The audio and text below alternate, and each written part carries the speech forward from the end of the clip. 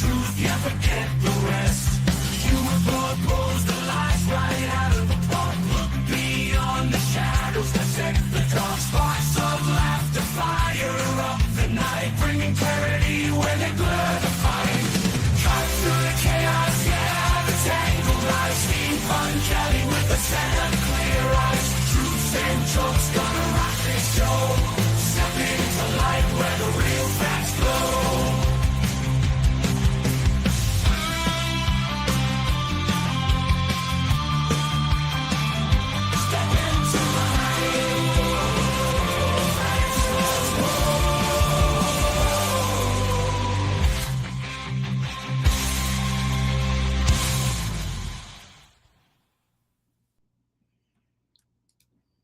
Hello, and welcome to the Punch Show.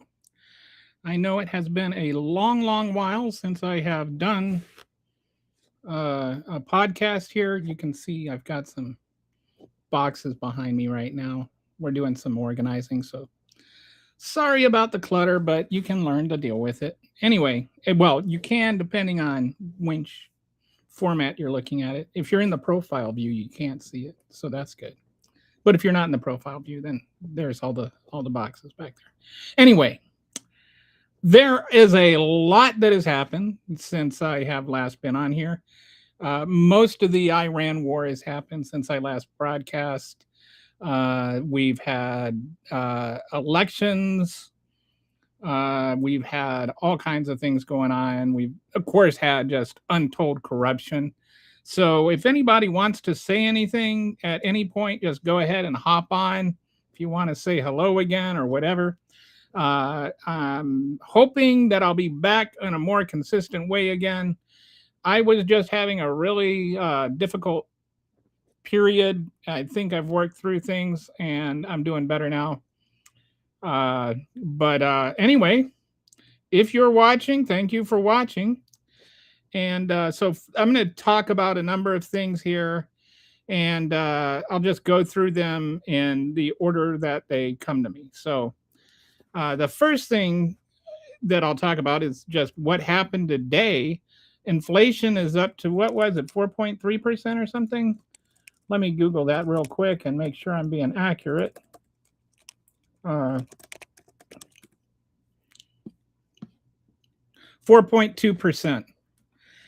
And it was in that Donald Trump's response to that is that he loves the inflation. Hey, Harry.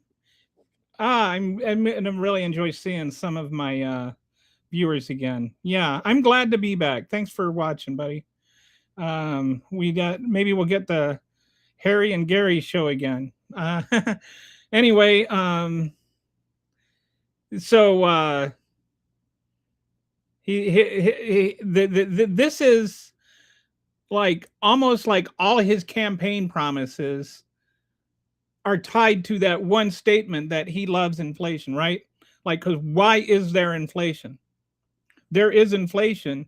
It's not entirely exclusively because of the Iran war, but predominantly because of the Iran war.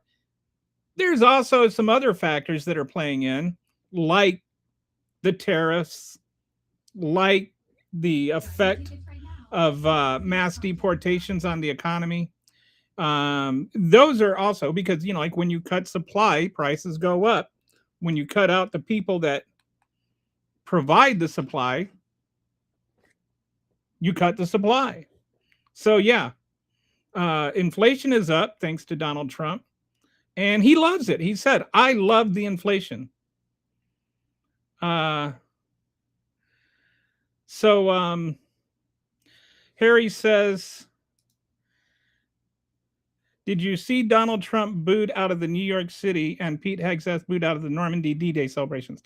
I did not see the D-Day thing because part of my whole vacation from everything was not an entire vacation from politics, but I stepped away from politics mostly. I needed to get some sanity back. I have personal issues that were bigger, but I've just been like struggling with uh, job related stuff. Anyway, I had those struggles, and I didn't need the extra pressure of just a daily inundation of Donald Trump being a butthole. I got to remember I'm a PG show. So, but I did, because I'm watching the finals, I did see him booed at Madison Square Garden. And I think like that was hilarious because they made everybody come in 2 hours before the game started. They shut down, traffic all around the building. They had, people could only bring certain gear. So like he had like, I don't know how many fans, how many does Madison? So Madison Square Garden, 20,000, almost, well, 19,500. So let's just make it an even 20,000. 20,000 people.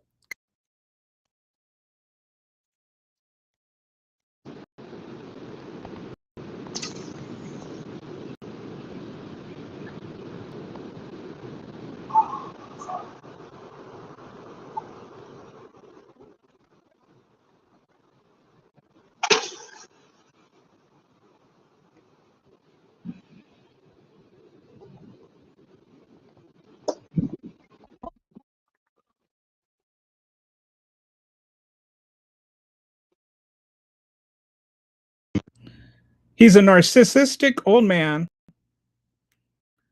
and he's he thinks everything falls revolves around him. He's nappy dying. Nobody like he stays awake all night posting stuff on Truth Social, which is like calling a bald man curly or a fat man thin. So anyway, all right, we got some highs. Okay. All right, we got Mohammed says hi Mohammed, how you doing? Fair enough. I get that, but my life eating, breathing, sleeping, and drinking politics. Oh, can you hear me now? I think what happened is my wife. Can you hear me right now? Yeah. I think what happened is my wife, was going somewhere and she started the car, and for some reason the microphone and like the laptop connected to the car stereo. And anyway, so stranger things have happened. So okay, I'm back. Don't worry. Thanks for letting me know that, because I would have been worried. So anyway, he just basically ruined the first finals game in 27 years in New York just so he could pretend that everybody cares about what he thinks. Like he has to make everything about himself. Everything. Like he makes Jesus' crucifixion about himself. Like everything is about Donald Trump. So that's the first thing I just, sorry. So anyway, I didn't see the Pete Hegseth thing, Harry, but I can imagine he's not the most popular man in Europe right now. And the whole way, like, I just feel like I have to apologize to the rest of the world for America, since Donald Trump will never do it. He acts like the rest of the world is embracing him or something. The rest of the world despises him, and he's not getting any more popular. If gas prices are high here, hey, Harry, what are gas prices in the UK like now? I mean, it's far worse everywhere else in the world. Like, because we subsidize it, and we also generate enough of our own gas, but like we're paying $4.50 a gallon, or it was up to $450 a gallon. And I was on the news, they were saying that now it's up to $500 per household or something. Like the average American has spent $500 more on gas because of the war. Another $2,000 in additional money on food because of the tariffs. Then the money, the inflation from the tariffs, I don't even know what that would. But you've got Americans that probably spent at least $3,000 more on the same exact things that they were buying a year because Donald Trump is a terrible president and his policies are causing prices to go up. And that's why now it's a 67% or 63% disapproval rating on how he's handling the economy. So, to be fair, petrol prices haven't gone up that much, but our prices are extremely high by American standards already, so our country has not been impacted as much. Yeah, I think like you guys charge by the liter. We charge by the gallon because we're got to have our own way of doing things. But it's not like exactly 4 liters to the gallon. It's what is it? It's 3.78 liters in a gallon, so close to that. And so, I'll price of gas in the UK. All right, so right now you're paying about the equivalent of $7.50 a gallon. For diesel, it's 180.9 pence per liter, I guess. I don't know what that. Anyway, $1.89 per liter, or 1.89 pounds, I think, per liter. So about $8 a liter or a gallon, something like that. Anyway, hey, Angel May from the Philippines. That is a country that's on my bucket list.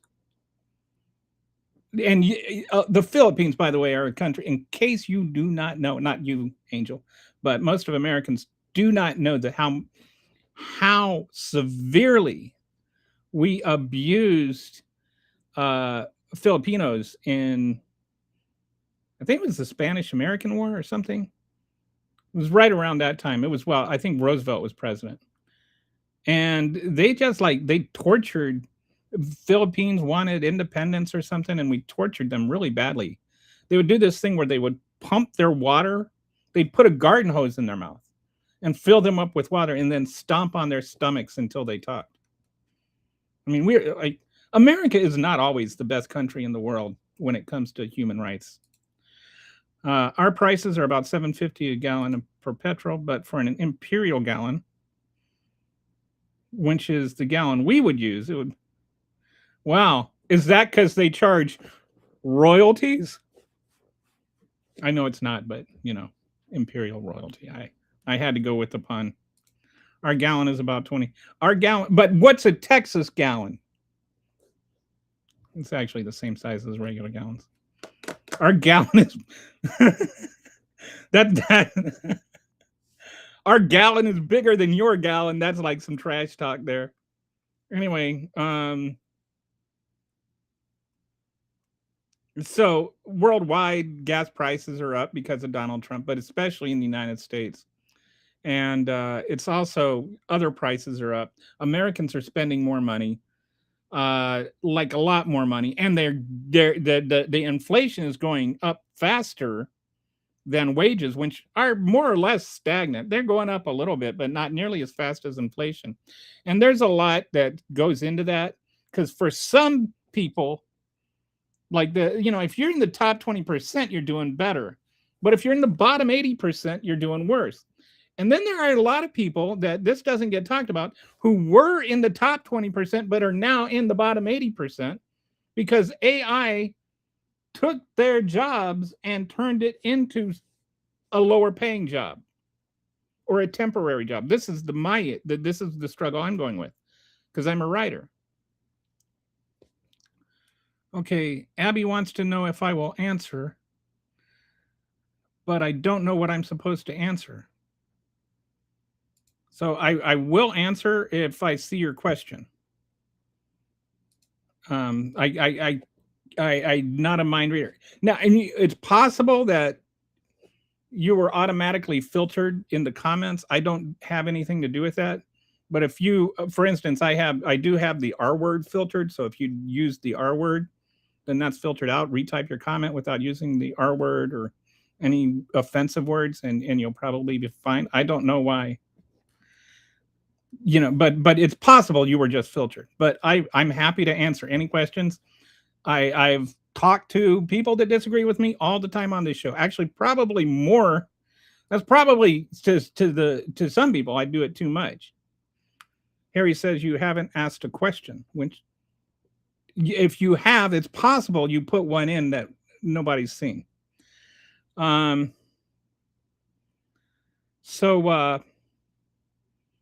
Anyway, that's one thing I wanted to talk about is just this inflation. And that's the reason Donald Trump won the election. Like, people get so caught up in all kinds of explanations and they overcomplicate things. Hang on one second. I'm just going to do this. Hey, Google, turn on the lights. Get the lighting a little bit better in here. 2 out of 4 lights on. Oh, shoot. Hey, Google, turn on the white light. White light offline. Oh, okay. Hang on a second. I'm going to have to do this. Sorry. It's an amateur show.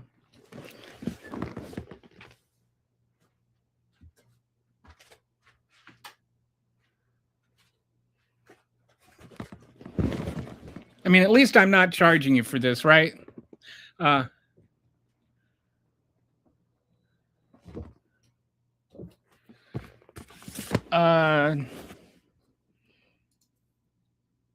Yeah, Harry, I can, I'm actually not on YouTube. That's the problem. So I'd have to go there and do all of this stuff to make you a mod right now. But I'll make you one after the show. I think I've known you long enough and well enough that I trust you. And so if Brett shows up or Kitty shows up, they're mods. But is Abby still here? Did Abby leave? I don't know. So anyway, we're all over the place today. Inflation, Donald Trump's fault. Inflation, why Donald Trump won. And to me, there's really, it's not even like a challenging question of why he won. Every day in the news, it was, the Dems, or is inflation going to cost Dems the election? It's all everybody heard about. Inflation. It was only 9% for 1 month, and he brought it down. He actually did a pretty amazing job of landing it, of not going into a recession. But Donald Trump doesn't care. People don't care. The media doesn't care. And so now where we're at war with Iran, with inflation back up, the highest it's been in 3 years. And going up even more. Like, it's not going to come down in August or July, people. It's not going to come out. It's going to be expected to be above 4% until elections. It's not coming down anytime soon. Even if the war were to end today, which it's not going to end today, in spite of the fact that Donald Trump, 4 days ago said it was going to end in 2 days. He keeps this. It's going to come out 2 days after his health care plan.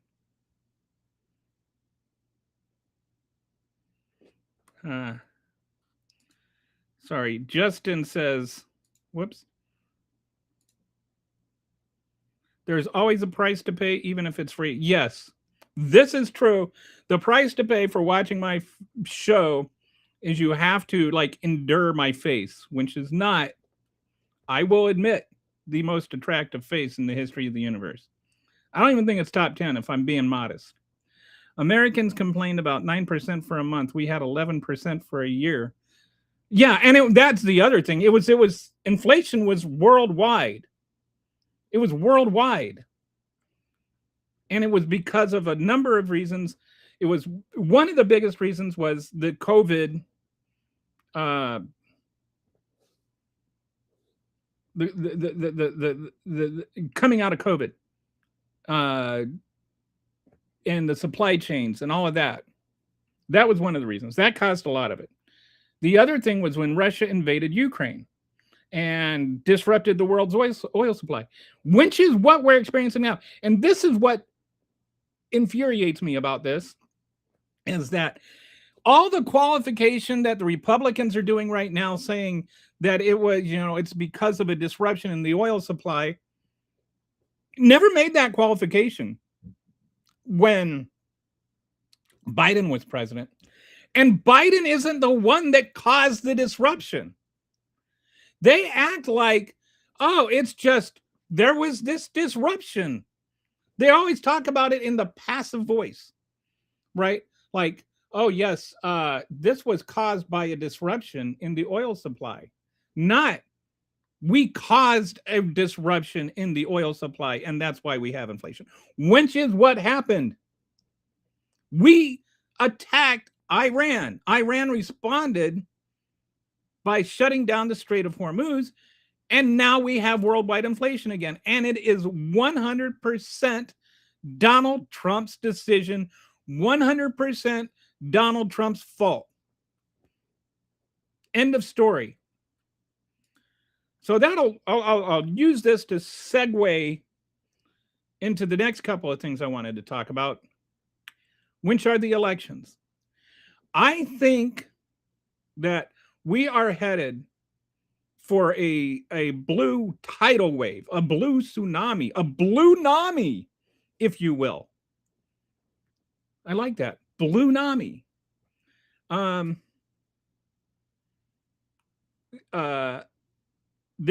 going to be a huge shift. 67% unfavorable rating is like, or 63% unfavorable rating. You're getting into even Donald Trump's core is starting to fall apart between the war, the inflation, the Epstein files, all of that. He's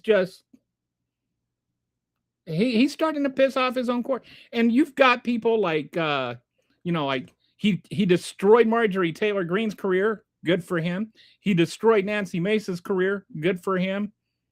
Matt Gaetz is done. Remember, what's his name? The cow guy. I can't even think of his name.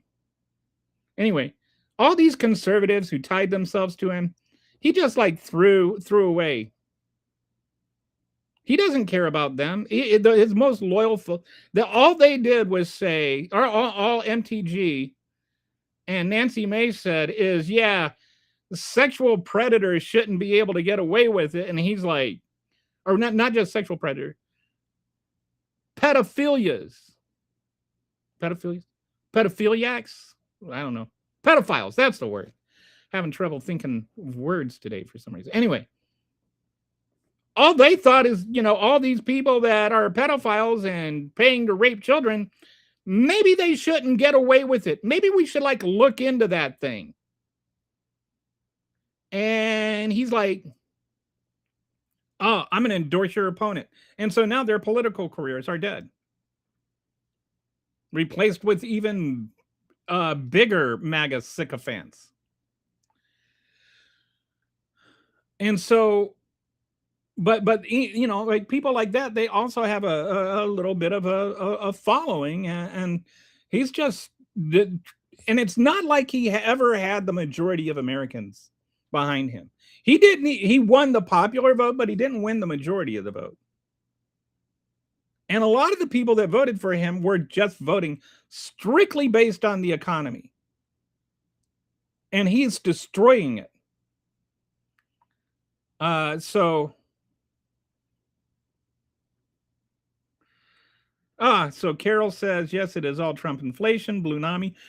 I want to make this term happen. Blue-nami is a good word, I think. Our PM is on the verge of being sacked for appointing someone because they were in the Epstein files. Your president is in them across the board, and no one who matters gives a poop. Well, people that matter give a poop, but nobody that can do anything about it gives a poop. There are some representatives and senators that have said things from both sides of the aisle, to be fair. I don't know what TR is. I'm sorry. Carol, have you been on the show before? I think this is the first time I remember seeing your name. Or have you watched the show before? You're not technically on it. So I think this Blue-nami thing is going to happen. And so leading into that, I want to talk a little bit about Graham Plattner. Which I'm not from Maine, I'm in Texas, and I'm going to talk about James Tallarico in a minute. But first, I want to talk about Graham Plattner.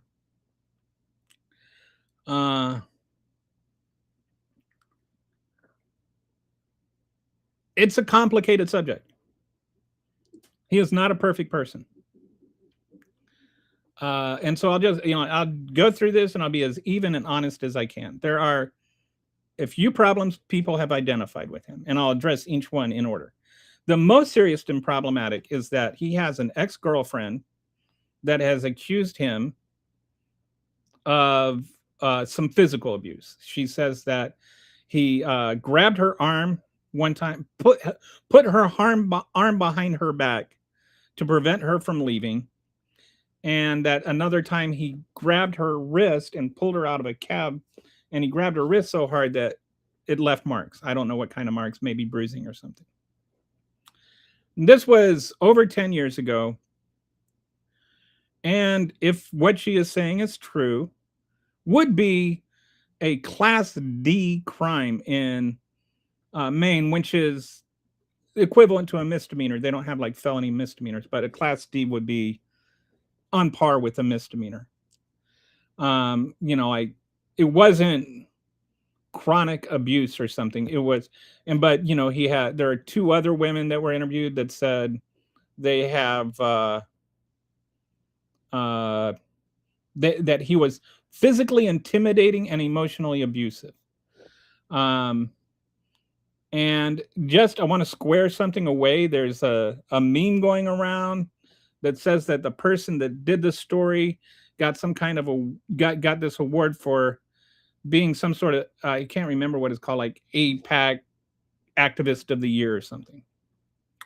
And so if you look into the actual truth of that, she went to college at Northwestern in 2009. And then when she was there, she was part of a group that got APAC, activist of the year. So this was like long before the whole thing well, not long before the whole thing in Gaza started, but the present escalation started. The whole genocide thing started. So it's not like she's like supports genocide or something. And it's she was part of a group that won that award. And so I think that, using that to make it out like she's got some kind of vendetta against Plattner it's a reach. And so I just want to be fair all the way around here. I don't think that this was a political hit job. And so, there's always the believe all women thing, right? And I don't think we can just say, even when I say there's always the believe all women thing, I think women should be believed until they have been proven wrong, or until there's reason to doubt them.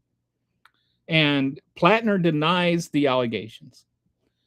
Two other women, like I said, say that he was physically intimidating. They don't say he was abusive. They say he was intimidating. I think there's a difference.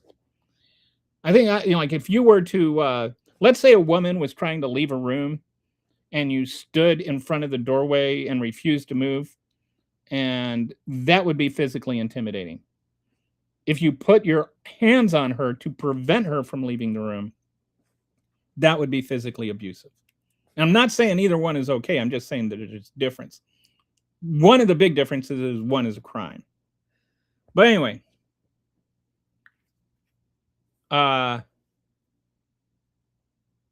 let's say that what she's saying is true. Is that disqualifying? He was a three-tour vet who went through 3 tours of war. He had he's a combat veteran. He's not just eating like he's not in a non-combat situation. He had PTSD. He was drinking. He was having some emotional issues. According to him, and he's gone through counseling and he's worked those out. Subsequent to those relationships, he's had 3 more girlfriends and a wife. And none of those all those relationships are defending him now. Like none of them are accusing him of abuse. The 3 women he dated have all said he never did any of that with them. And and his wife is still with him and defending him and saying that their marriage is stronger than it's ever been. So there's all that. I think there's a very real scenario where he got drunk a couple of times and did put hands on this woman, and that it's wrong. At the same time, I think we can also allow for the fact that he's grown. He went to counseling. He got help. He had very real reasons not to put hands on anybody, but he had very real emotional issues caused by his service. So there's, like, I'm not excusing it. I'm understanding it. And there's a difference there. And he's gone through counseling. And, I think there's a very real scenario where he does not remember that. Maybe got drunk and blacked out. And so nobody's lying. They're both saying the truth as far as they remember it. And he did that. But who he was is not who he is. It's not like he's going to go to the Senate and start putting women in arm bars to keep them from leaving or anything. I don't, and he hasn't been that person for over a decade. It's not like this, like this happened 6 months ago. And it's not like he's denying that he was, like he says, I wasn't a good boyfriend, and he's admitted to some of the other issues. So he owns his flaws and his faults, and he's grown from them. And I think we have to allow for people to grow as people. If we're gonna condemn Kristen Cinnamon for who she became, instead of what she ran on and who she was, then we have to allow for the changes in the other direction too, right? We have to allow for the fact that Graham Plattner has grown through counseling, sought help, gotten help, done the work on himself, and now he is not that person anymore. That's a possibility. So the second thing I want to talk about is, or connected to that, is this tattoo that he got. All right, and I actually should do this. I'm just gonna. Okay, it's called a Totenkopf. If Kitty were here, she could probably correct my pronunciation on that. And I'm just going to upload. I didn't do this in advance, but this is what that is. Hopefully, all right. So that's a Totenkopf. I had no idea. If you were to just showed me this randomly, I would think that it's some sort of like heavy metal band thing. Like I would not immediately know that's a Nazi symbol. And so he was this was while he was in the military. It was 2007. He was on leave in Croatia. He saw the tattoo. He thought it was cool. He got it. He was drunk, blah, blah, blah. He says he didn't know it was a Nazi symbol. And I venture to say most people do not know that's a Nazi symbol. If you know it's a Nazi symbol, then there is a very good chance that you are a Nazi. Not a 100% chance. I'm not saying everybody who knows what it is a Nazi, but it's kind of a granular thing. It's like it's not something everybody knows, and you have to like study Nazi imagery to know what that is. You're not going to learn that unless it was on a TV show I don't know about or something. But most people don't know what this is. You have to like endeavor to study Nazi imagery to understand, to know that just recognize that as a Nazi symbol. It's not like a swastika or something. So I believe him when he says he got drunk, got a tattoo, and didn't know it was a Nazi symbol. And then when he found out, he got it covered up when she's shown that he did cover it up. And if you go, like people have gone through his Reddit posts and things like that, and nobody can substantiate that he ever had any ideology that was associated with the Nazis. He said he's been anti-Nazi his whole life. So to me, this is a nothing burger. And you're entitled to disagree with me. But I think that this is just a guy got drunk and got a tattoo, not realizing it was a Nazi symbol. So, all right, Harry says but I don't think we should write off Planter because 3 people have accused him. That does not prove he actually did anything wrong.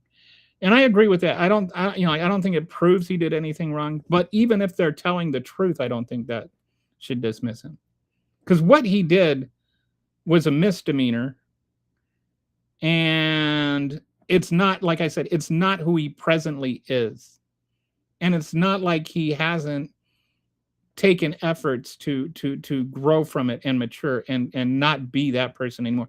This is entirely different than, say, Donald Trump, who, just said, who literally bragged about sexually assaulting women and then called it locker room talk. You can't seriously expect everyone to be perfect all the time, especially combat vets who actually served in combat, like JD, who took photos of combat. Yeah. Unlike JD, yes. JD Vance tries to pretend like he's a combat veteran when the only thing he ever shot was pictures. So, all right, let me remove this if I can.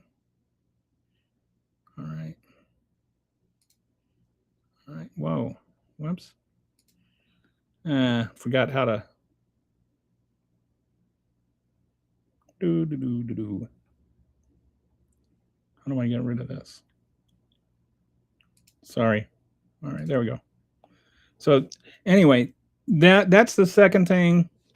There was another issue that came up. What was it? There's 2 more things that have come up. Oh, the Reddit post. So there's some Reddit posts that he made, like back in the day. Like these are all old things.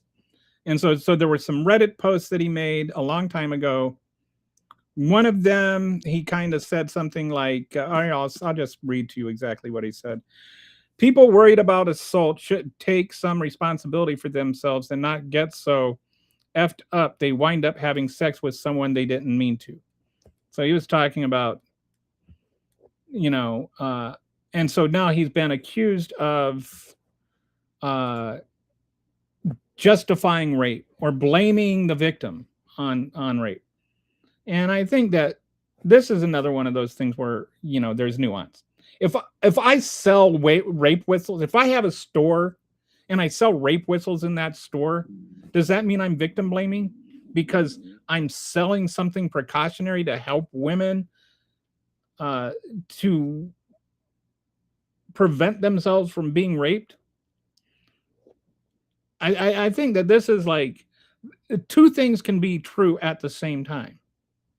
Rape is 100% the rapist's fault. At the same time, there are actions that women can take to help prevent that crime from happening. And, that's one of them.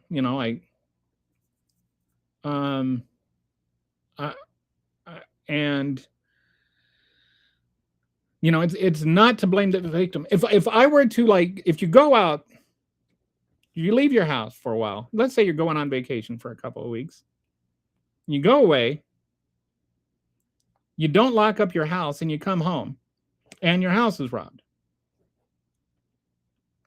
It's not your fault that your house was robbed. It's the robber's fault. But that doesn't mean you didn't have a responsibility to lock your doors to prevent your house from being robbed. I think this is one of those things where there's nuance, and it's too easy to just get into this moral certainty. So having said that, he has said that he's read people's criticism of that comment, and he understands it, and that he's grown from that. So it's not a position he still holds. It's a position he held 20 years ago. The other thing he said, in today's current climate, this was, again, a long time ago, in today's current climate, when every whisper of a misplaced hand brings down a feature-length film, anyone who thinks the military is purposefully covering up rape to save the cover, to save the career of some bleep captain, is clearly both an idiot and junior enough in rank or life experience to think it matters. So he's talking about the allegations that the military was covering up sexual assaults, which have since been validated. The military was doing that.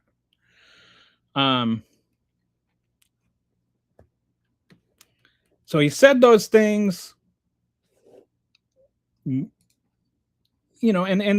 people were understandably offended by both of those things. But now he also says, I don't want people to judge me off the dumbest thing I said on the internet 12 years ago. I would like people to engage with who I am today. And I can honestly, on the military thing specifically, he said, I can honestly say I did not know what the bleep I was talking about. I have been for quite some time on the opposite side of this conversation. So he came around.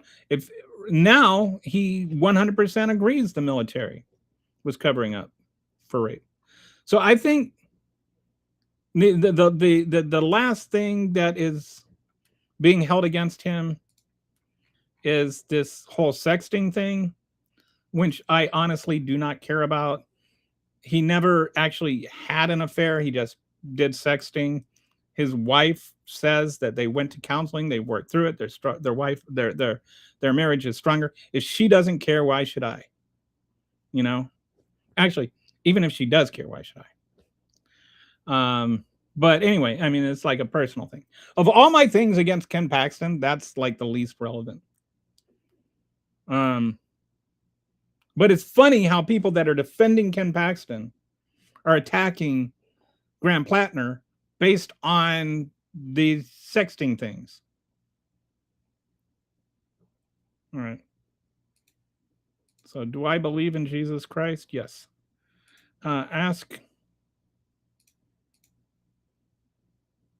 a question once and he will get to it. Don't repeat them. Don't repeat the same comment. Oh, hey, Skippy. I missed this. How are you doing, Skippy? Yeah, I talked about this a bit at the beginning. I was just going through some things, and I just needed to take a vacation from everything. I was having some issues that I've worked through. I'm back to feeling good.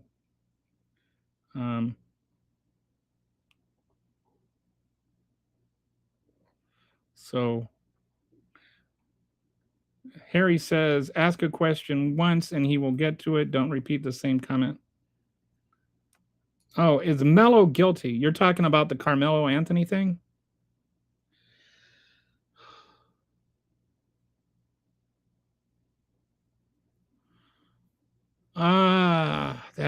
That's a really difficult thing. I mean, is he guilty? Well, yes. I mean, he, put his knife in the guy's heart and the guy died. So, like, in terms of did he do it? Yes, he did. And there's all kinds of emotional rhetoric charged around this, and I can understand why some people would look at Trayvon Martin and say, okay, so why is that okay, but this thing with Anthony is not okay? Why is it only black people or only white people are allowed to act in self-defense? Is the way it feels. I think they're okay from what I've read, and this, like, I am not like extremely, I haven't been absorbed in this because I've been taking a break from the news, but from my understanding, he was in a tent and it was raining, and this other guy, whose name escapes me, the guy that he killed, is wanted to kick him out of the tent because it was only for the school or whatever, and he didn't go to school there. Like, I mean, to me, that's kind of a dick move, like to just throw somebody out in the rain because they don't belong there. And it might be there might have been some racist incentive there. I don't know anything about the guy or anything like that, but like, just let the guy stay out of the rain. I don't understand why that's an issue. Anyway, Anthony wouldn't leave, and so the guy started kind of getting up in his face, and then Anthony's like, if you put your hands on me, there's going to be consequences or whatever. And then the guy put his hands on him, but it wasn't like he was like throwing punches or something. He was, according to the witnesses, which, by the way, were all his friends, he was, trying to, gently push him out. Like, he wasn't like, violently attacking him or anything. And so then Anthony responded. He stabbed him in the chest with a pocket knife. The guy's dead, and Anthony was convicted of murder.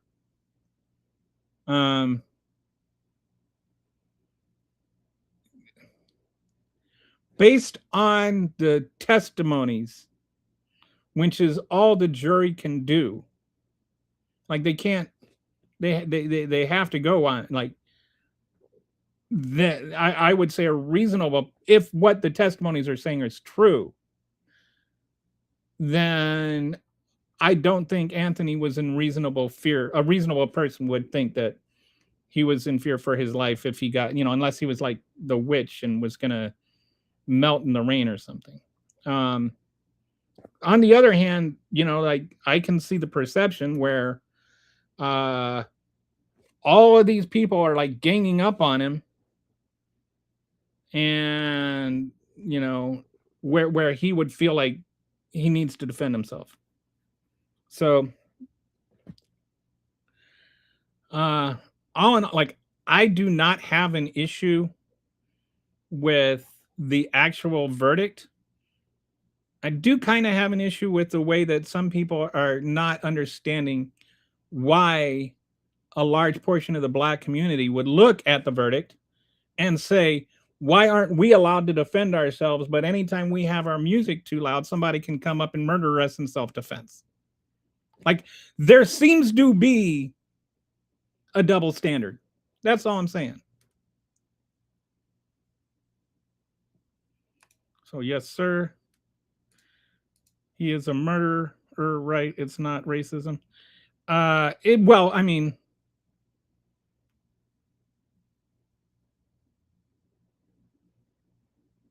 I don't think that the jury was being racist. A fist versus a knife, self-defense. Yeah, but I'm talking about, like, Trayvon Martin, didn't have a gun. He didn't have a knife, but he got a bullet. So I think that that's where people are talking about there is a double standard. People talk about, Kyle Rittenhouse because the guy had a skateboard. I mean, where is the difference? So I think that the verdict was fair, but I don't think that what was his name? Chat something or other. Anyway, I don't think that the guy was like just an innocent bystander, just minding his own business, and then he came up there and stabbed him. I think the whole thing was provoked by the guy that got killed, but I don't think that that justifies the murder. He was free to leave. Yes, he was, but why wasn't he allowed to stay? Like, why not just let him be in the tent out of the rain? Who is he hurting? Like, if the other guy hadn't initiated everything, everybody would have been alive and nobody would ever know who either of these guys were. Parents had $800,000 and spent $0 on their child's defense. I don't know anything about that. Anyway, moving on to another topic. I, addressed that as honestly as I could. And I'm just being fair. Like, I understand why the verdict was what it was, but I also understand why a lot of people feel like there is a double standard being exercised. Because Trayvon Martin wasn't going to kill anybody. Trayvon Martin was minding his own business. And then the guy, I can't think of the guy who had his radio up too loud and he got shot. Like, black people who were never remotely a threat get killed. And they don't get that same benefit of the doubt. Like, white people can kill black people in self-defense, but black people can't kill white people in self-defense. I can see why some people would feel that is the message that is being sent. I don't think that is the message that's being sent, but I can see why people would be able to get that out of this. Again, I allow for nuance. I allow for people to I try to understand why people think and feel the things they do.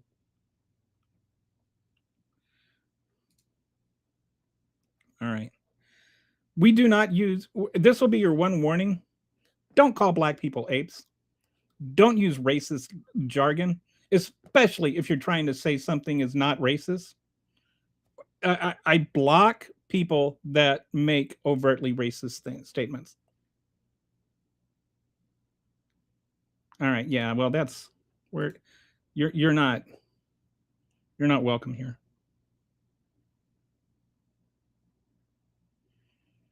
Wow. Your eloquence, sagacity, and conceptual acuity are exceptionally commendable. Well, gosh, I want to get a t-shirt that says that. Thank you. No, Trayvon did not almost murder Zimmerman. Trayvon was walking home minding his own business. Zimmerman assaulted Trayvon, dude.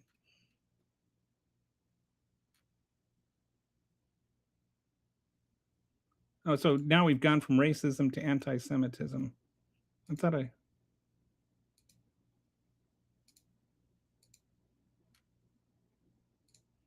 I like bread.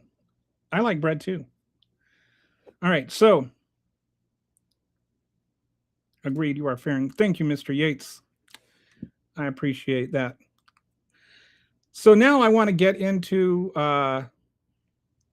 the next thing I want to talk about is the Texas election with James Tallarico against Ken Paxton. And let me see, I haven't checked this recently.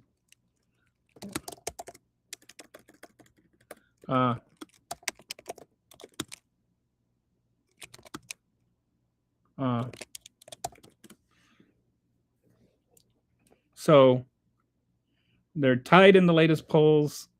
Tallarico has led in the polls. Like, he has a really good chance of winning. And I'll go through some reasons why I think that is. I am not predicting he will win. I'm not making any.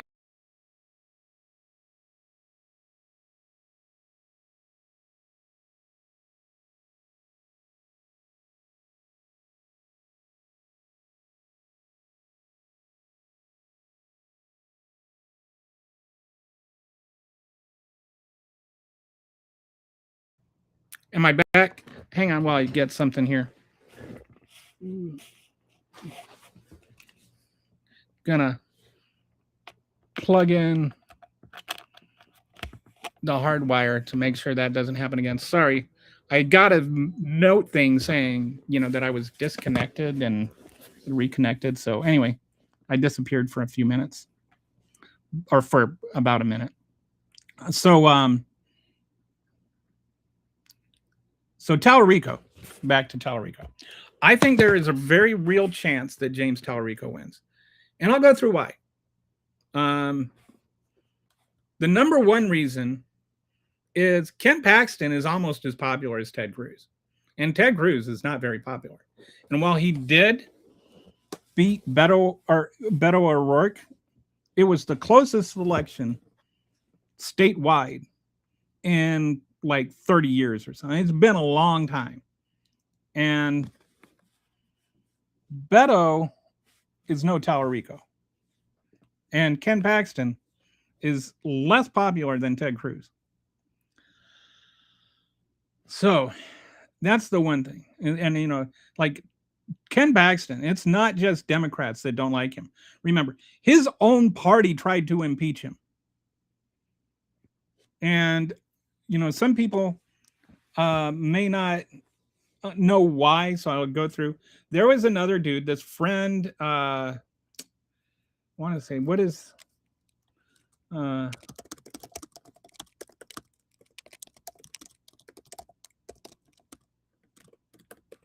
I want to say Kenny something. Nate Paul, that's it. It sounds more like a baseball player. Anyway, this guy, Nate Paul, was getting investigated for all this corruption while Ken Paxton was the attorney general. Then Ken Paxton pulled some strings to get him uninvestigated. And they were close friends, and this guy had been donating to Tallarico, or to Paxton's campaign and all of this stuff. And so people in the DA's office said, this is not right. And so then they got investigated by the feds for that. This was under Biden that the investigation was open. It was closed under Trump, with no reason given other than, they only prosecute Democrats. There's no reason that the investigation was dropped. It's not like they found out the facts were wrong and dropped the investigation. They dropped the investigation even though the facts were right. Like, factually, Ken Paxton committed crimes. So then he got impeached by the Republican Party in the House, and the Democrats. But a lot of the Republicans were also impeaching him. And then he did not get convicted by the Senate because he pulled enough strings. He had just enough power in the Senate to avert that disaster. But that doesn't mean he didn't do it. So that's one thing, right? He is an incredibly corrupt person. He has made millions of dollars off of being a politician in Texas. He's one of the most corrupt politicians in the state of Texas. Do you know how corrupt you have to be to piss off Republicans in Texas?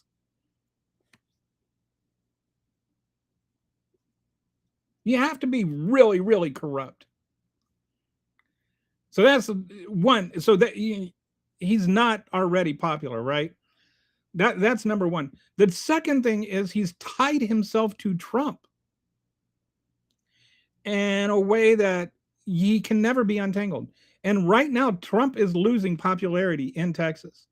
And I'll go through a number of things. And it's not like Tallarico has to win all of the votes. He just has to pick up enough votes to win the election. And so he's, if he peels off some here and peels off some there, then he can actually win. All right. So one area he can peel some voters off from is the farmers, especially the beef farmers, which, is not a small number in Texas. Between the tariffs, removing the tariff, there's a kind of a double hit that for farmers in Texas, for the beef farmers in Texas. First, there were the tariffs that made them raise their prices, right? And that's one of the reasons that beef prices are up. Like they have to buy fertilizer and they have to feed their cattle and all of that kind of stuff. They're already dealing with some issues because there's been some droughts, and it's not like cows aren't chickens.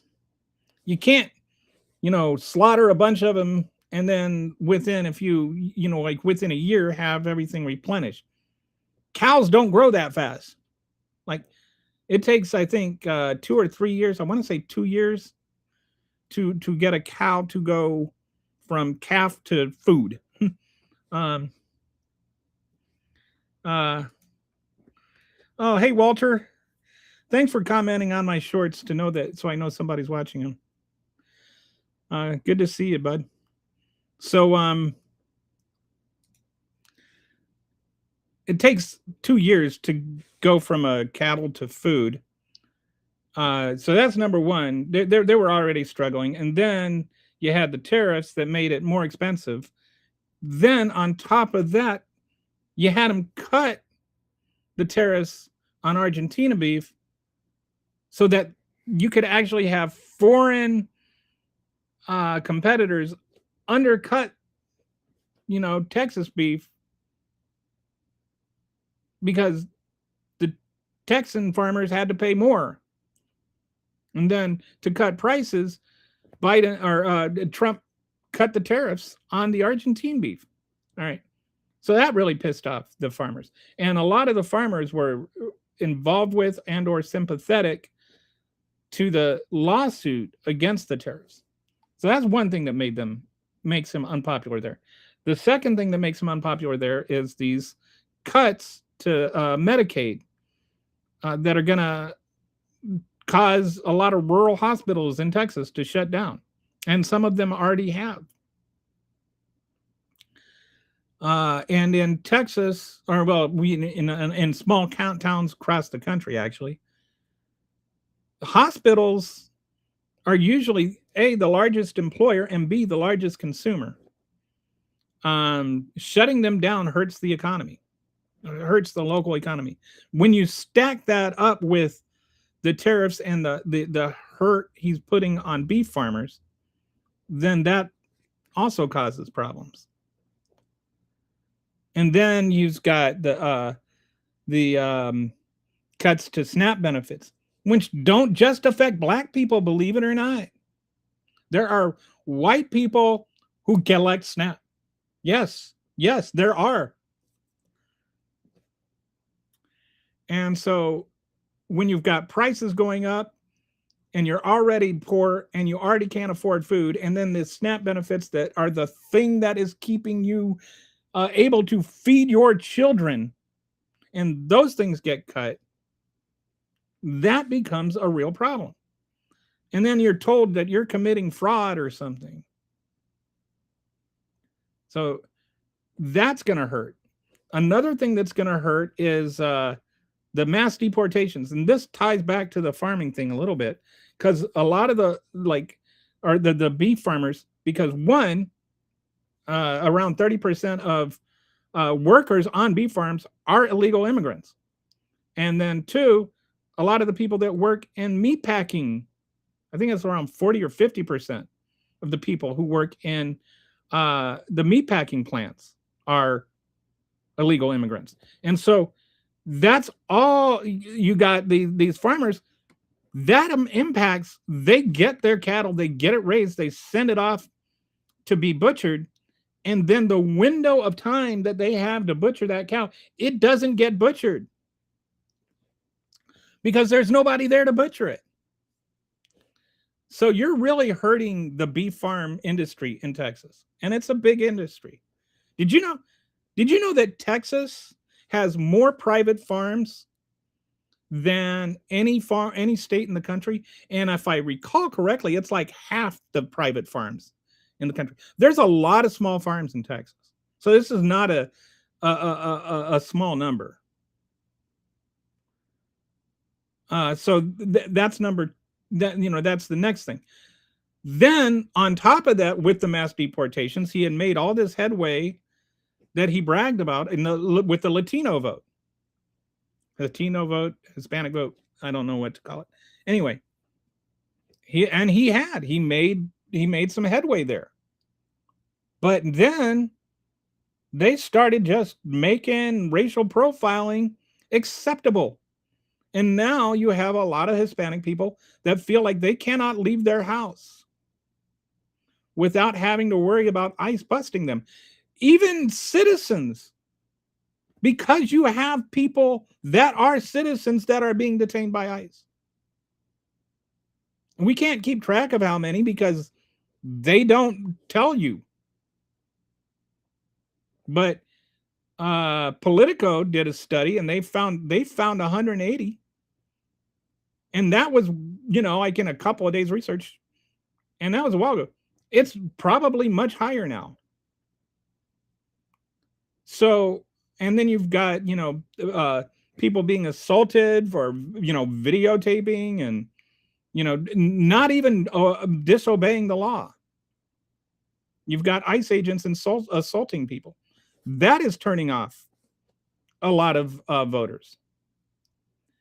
And then the biggie, inflation. And today, Donald Trump said, "I love inflation." Those actual words came out of his actual mouth. He said, "I love inflation." He said those words. And if the Democratic Party wants to win the election in a landslide, all they have to do is air that on every commercial they make over the next 6 months. That is the most politically damaging thing that any Republican could have said. Because every election now is just all the Democrats, like people are saying the Democrats need to run on something. They can't just run against Stop Trump. Yes, they can. I'm not saying they should. But stopping Trump right now is the path to victory. People need to stop saying that stop Trump. You can't just win on stop Trump. The Republicans won on stop Biden or stop Harris. They didn't have a single issue other than mass deportation and open the borders, which isn't even a real thing. Okay. So when you take all those different categories of voters, and then the last thing, and this is one, Tallarico, they've been attacking Tallarico for being a vegan. He's not. He never said he was. It's all just a made-up Republican thing based on the fact that some years ago he had a campaign that said they were going to be a non-meat campaign. I don't even know what that means. But anyway, Tallarico always ate meat. He didn't start eating meat. He's not eating meat he's not a hypocrite. He's not, it's just nonsense. And if he is a vegan, so what? And they're saying, he said God is non-binary. God is non-binary. God does not have a penis, y'all. God does not have a vagina. If God does not have a penis or a vagina, he is by definition non-binary. He said that the medical community says that there are 6 genders. The medical community does identify 6 genders based on what he was talking about. He was actually reading a fact. And, there's some possibility that Donald Trump heard him say he's cisgender and thought that meant that, and heard that as 6 genders or whatever. Anyway, so they're trying to pretend he's like some sort of transgender person. And again, even if he were transgender, so what? But he's not transgender and he's not vegan. In Texas, you might have a hard time winning a statewide election if you're transgender. I'll give you that, because there are enough transphobes in Texas. But he's not transgender. All they have on Tallarico are just complete balderdash lies. And once they run out of those, they're going to have to run on something themselves. You can't, if the Democrats can't win on Stop Trump, how are the Republicans going to win on Stop Tallarico? And the other thing about Tallarico, if you haven't actually watched him, if you haven't actually heard him speak, If you don't know anything about him, I encourage you to go and look at some videos. He is one of the calmest, most well-demeanored, articulate politicians I've seen since Obama. He is a really intelligent, thoughtful, careful person. I mean, and they're like sitting there saying, "Oh, he doesn't have testosterone or what." He's not effeminate. It's just there's such a weird attack on him that it's just bizarre. It's like they're flailing at everything that they thought worked in 2020, or 2024. They won in 24 because of inflation, and they can't run on that anymore. All right, so let me go through some comments. So I think, when you add up the Latino vote, oh, and one more thing, he's actually a Christian, and he's more Christian than Ken Paxton is. He's got a PhD in theology. He is a very genuine Christian. And so he could win some of the Christian vote. He could peel off some of the Christian vote, which is generally, like the white Christian vote is generally conservative, but he can peel off a percentage of that. He can peel off a percentage of the Latino vote. He can peel off a percentage of the rural vote. And when you start adding all of those things up, you could get to enough of an overall percentage of people that he has peeled off that he wins the election. So this is a very real chance for the Democrats to pick up a seat. And the last thing on top of all that is all the off-year elections that we've had that have seen a consistent double-digit gain by Democrats. So, all right, I'm going to go through some of these comments. I can't remember the last time I bought a steak. No steak money. Right? I mean, I can barely afford ground beef anymore. $78 doesn't go so far. I cannot afford meat anyway. I was joking on Twitter that Donald Trump is doing more to get people to not eat beef than AOC could ever do. All right, so half hawk, half man says, "Hey, bro. So the mainstream scientific view is that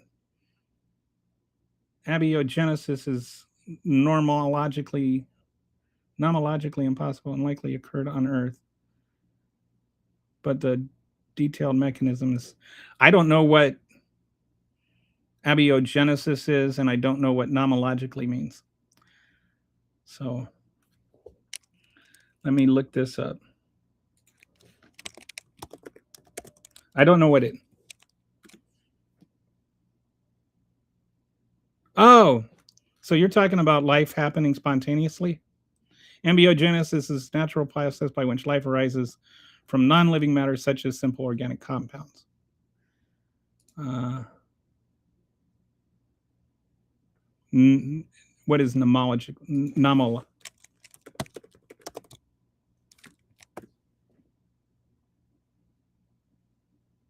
Okay, according to the laws of physics. All right, so I've translated that into words I understand, and likely occurred on Earth, but the detailed mechanism. I think I can agree with all that. I don't know if, I don't know what that has to do with anything. California's election is cheated. I'll get into that later. Support ICE. I'd rather not. Thank you, ICE, for enforcing our immigration laws. They're not. They're actually breaking our immigration laws. Like, if you're going to tie asylum in with immigration, then they're breaking those laws. They are detaining infants. That's against the law. They're detaining illegal immigrants for more than, 30 days, I think, is the limit, without any chance to see legislation. They aren't enforcing our laws. They're breaking many laws. They are enforcing some of our laws, but they are also breaking some of our laws. Also, another thing that's against the law is murder, and they've murdered American citizens. Democrats hate America. We do not hate America. I would say when you say Democrats hate America, then you are hating Democrats. And if you hate Democrats, then you hate half of America. Why is it you don't hate America, but somehow if I disagree with you, I hate America? No, we love America. We just don't want to see Donald Trump ruin it. Why do all these lib Democrats look the same? I don't think we all look the same. I certainly hope nobody else has to go through life looking like me. Well, at least here in Philadelphia, you can get affordable bourbon. Somebody hosted over 10,000 bottles worth last Friday. Wow. If I still drink, that would be cool. You're wasting your breath. Okay. I don't know what. Yeah, you already said that. Okay. We love what ICE is doing. Okay. You do, but, you know, a lot of people don't. Yeah, Nick, that gets you banned. I was molested as a child. You start calling me a pedophile, and you're done. You're not allowed here anymore. Okay.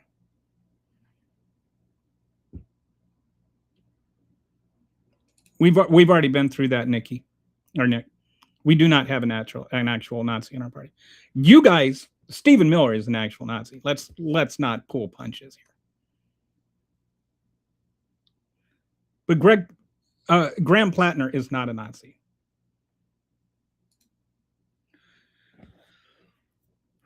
I covered this already, but he got a tattoo that nobody knows is a Nazi symbol. Like almost nobody knows it. And he got it and he found out it was a Nazi symbol and he got it covered up. That is the full extent. And this happened 20 years ago. So no, I'm sorry, that doesn't make him a Nazi. It makes you a gullible fool to believe that, you know, you heard this thing on some right-wing podcast and then you run around telling it like you're somehow like, ooh, we're defeating the Democrats with propaganda and lies. Right. 2024, your options were bad. It was the Venn diagram lady versus the orange gray guy. I actually feel like Kamala Harris. I'll tell you, I did one of my explainer videos on Kamala Harris and what she was actually, you know, what her actual platform was. And I had people saying, you know, if she actually talked about this, she would win the election. And like Republicans, like Trump voters said, you know, this sounds like it's good.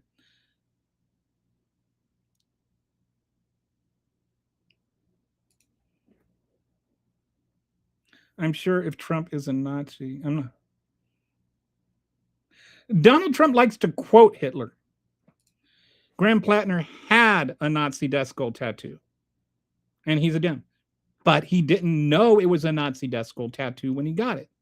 And he got rid of it. And again, I've already talked about this. So I'm not going to talk about it again. Honestly, all politicians, Democrat or Republican, don't care about the people anymore, just cooperations. I don't think that's I think that's too sweeping of a statement. Can you give any dildo suggestion? What is dildo? Oh, Democrats did help us get here after all. I think democratic socialism is needed. I agree. I'm like, I think that what I hope is that we eventually kind of get to where the Democrat Party is the party on the right, and then there's a Democrat Socialist Party that's a party on the left, and then the two of those talk things out. I think to a large degree, we actually need to move towards the left. And people talk about the far left. And it's like, what makes far left? You know, like saying universal health care. Like, I think we should have universal health care. That's not a far left position. That is a position held by almost everybody in the world except for right-wing Republicans. That's not an extreme position. What is an extreme position is saying, I think we should ration healthcare based on your employment status and your income. That is an extreme position. Like, they talk about extremes and leftists and Marxists and Democrats and kind of run it all together. And they don't even understand what communism is or Marxism or socialism or what the difference is between those things. They just like to throw out epithets. And then if you properly call them a fascist, because they exhibit all the jingoistic, nonsensical ramblings of a full-fledged fascist and quote Hitler, then it's like, oh, you're just destroying that word. You know, it doesn't even mean anything anymore. Yes, it does. You just don't know what it means, and you never bothered to learn. We're going to talk about California rigging their elections. Should we talk about Texas rigging their elections? That's a fair point. Texas rigs their elections by making sure people can't vote. Did you know that the conviction rate for fraud in Texas is almost double that of Arizona's or of California's? Like, Texas has more fraud than California, actual cases of fraud than California, and it's nowhere near as big of a state. And shall we point out that California only made the number of Dem seats equal to the number of Texas? Yes, I think that's a fair point. America just needs to become more European. Most establishment Democrats are just slightly left Republicans, in my opinion. I think you're right. I think that, you know, like Chuck Schumer to me he's not and I think that there are real differences. And I think people, you know, like I'm 58 and, you know, been politically aware since I was 12. And so I've been watching this game unfold for 46 years. And there have been real divides between Democrats and Republicans for, you know, that whole time. I'm not saying it started then. I'm saying that's when I started, you know, paying attention. So I think people overly like try and, you know, make too much of, well, they're all the same. They're not all the same. But I think that they're both. I think that the Republicans are a far-right party and that the Democrats are a center-right party. I have no issues with socialism or communism. I learned my lesson in 1986. What happened in 1986? America is the only developed country in the world that refuses to recognize healthcare as a human right. That's right. America has the worst employee protections across the developed world. That's also right. We suck in a lot of ways. And when you talk about making America great again, and this is what, when we talk about what the Democrats need to do to, you know, like other than just be, oh, you know, stop Trump. What they need to do is start fighting for workers. Stop Trump and for workers. That's how you win everything.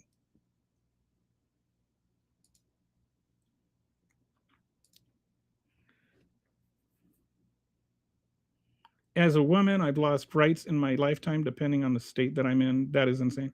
And it's like they want to make it even worse. Now they're going after birth control. Like, imagine you live in a state where a man can rape you, then you are forced to carry that child, forced to give the father who raped you visitation rights, and you're not even allowed to take birth control to prevent that nightmare scenario from happening. There is something so fundamentally flawed with that I cannot fathom why Republicans or any human being that has brain cells operating inside their skulls could not understand that is wrong. America has a rubbish, underfunded, underdeveloped social security system that doesn't actually help people.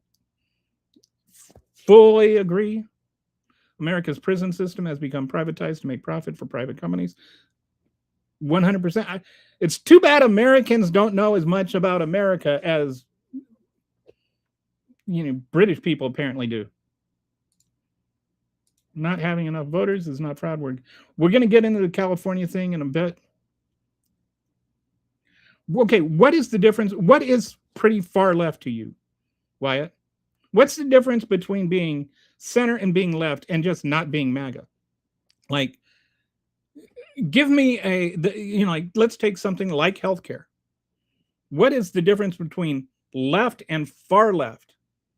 Well, I've always wondered, like, people just kind of throw around these words, but they're never defined. And what you think is far left and what I think of as far left might not be even the same thing, because it's all, fudgy. So when you say there's a difference between that, when you say Democrats are pretty far left, what makes them pretty far left? Like, I'd love to see your response to that. We have a quarter of the world's prison population, but only 5% of the entire world population. And I think we have more than twice as many prisoners as any country in the world. And that's not counting all the people right now that are incarcerated that are immigrants, including the infants. We are incarcerating infants. Like, that should, like, if you hear we're incarcerating infants, and you don't have, and they're not just being incarcerated, they are being held in conditions that are illegal by prison standards. Uh-oh. Hang on. Like, this is nuts.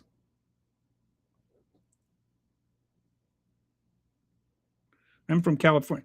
I would say that California is the, they call it the left coast. I would say California is more left than the traditional Democrat. But I would still say it's not far left, like, compared to Western Europe. It has the most billionaires in the nation. Yes, it does. It proves it works. See, and it proves that not everybody's going to leave California because they got rich. Some California billionaires have purchased water rights while the state had to ration water. I did not know this. Is this for like AI centers and stuff? California is not socialist or even democratic socialist. It is just Republican propaganda that portrays it as such. Yeah, it's further left than most of America, but it's still not like far left. Tech was just allowed to do whatever they wanted because regulation couldn't keep up. Yeah. And we need a president that's not defending AI. South Carolina law says the age of criminal responsibility is 7. Harry, I did not know that. That is unreal. And now the tech industry is just doing the same thing to the rest of the nation, making everything way too overvalued. Europeans go to school for free in most nations. Right. And not just high school. I think most countries you can get a college education. I think some of them you can even get, graduate degrees and not have to pay. Other countries you do have to pay. But my personal view is that the most essential resource in any country is its people. And because of that, the best thing you can invest in is those people. And the best way to invest in people is education. So I feel like any person in America should be able to go as far as their intellect, their curiosity, and their ambition take them. If somebody is capable of getting a PhD, they should be, and desirous of it, they should be able to get a PhD. If they want to go to trade school and be an electrician, that's fine too. I'm not saying everybody should get a PhD, but I think that if you can and you want to, you should be able to. There shouldn't be artificial barriers to it. And we don't know. Have you ever thought, like, maybe the the person that could cure cancer. And even, I mean, like people say cure cancer as though like you can cure cancer because cancer has so many different things. But let's say that you could cure a certain form of cancer and save millions of lives. They have that potential, but they don't have that money. And so they never get into college even. And so wealth extraction state, you even get job industries after college. Job in industries after college in Europe. That's, I did not know that. That's good. America, in some states, you can own an AR-16 but not drink alcohol till 21. That is backwards as bleep. I think that's almost every state. My mom had lupus, so I couldn't afford to go to school. Her illness bankrupted our family, which is never a thing that should happen. So there's like, this is what I mean. This is the example of a far right government. Number one, people should not go bankrupt because they get cancer. That's a far right symptom. Number two, people shouldn't have to forego school because their mom has cancer. You know, all of that, you know, and people are like, oh, you just want free school. No, I want my taxes to pay for that instead of killing children in Iran. I don't, Texas would like to get a vote there. Let me see.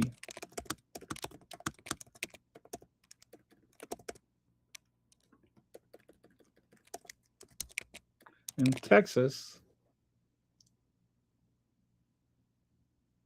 Oh, in Texas, you have to be 18.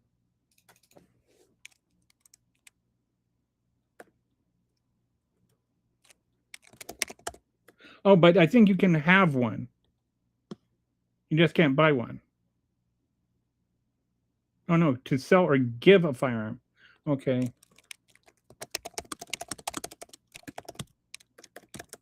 So I'm actually surprised. Okay, the youngest. Oh, federal law says you must be 18 years old to purchase rifles and shotguns. So, okay. I did not know that. All right, well, I learned something new every day. So you have to be 21 to buy alcohol, but only 18 to buy a gun. 1 in 3 GoFundMes are for healthcare costs. 1 in 3 U.S. bankruptcies are for healthcare. And those numbers used to be higher before the Affordable Care Act. Look for them to go up. Used to be like before the Affordable Care Act, it was like 70% of senior bankruptcies were due to not having healthcare insurance, or were medical bankruptcies, not having insurance. People could have insurance and still go bankrupt because there were caps on how much the insurance would pay. After the ACA, there were caps on how much you had to pay. Now but then there were caps on how much the insurance company would pay. If you needed $2 million of care and your insurance had $1 million cap on it, you had to fork over that extra $1 million by yourself. And a lot of people don't have $1 million sitting around. And so they're senior citizens in retirement. They have to spend their entire life savings to just stay alive. That's wrong. This is far right. This is the result of far right ideology. Saying the Affordable Care Act is like a left extremist thing is actually, if you are so far to the right that you think that healthcare is like a left wing, like a far left thing, like universal care is far left wing, then you are so far to the right that you can't even see anybody else. Then you're the one too far to the right. It's not everybody else is to the left. You're to the right. We make sure to control the rest of the global economy too, but that's quickly changing with this administration.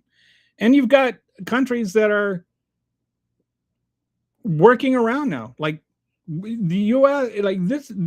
Donald Trump is permanently damaging America. And part of the reason he's doing that is he's permanently damaging our alliances. He's permanently damaging our economic relationships. China and Canada had a huge trade deal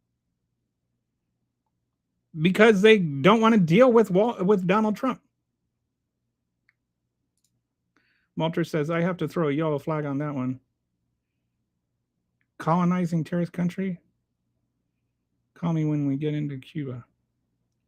I don't know which way. We're going to invade Cuba. But yeah, America has its own colonial history. I don't know.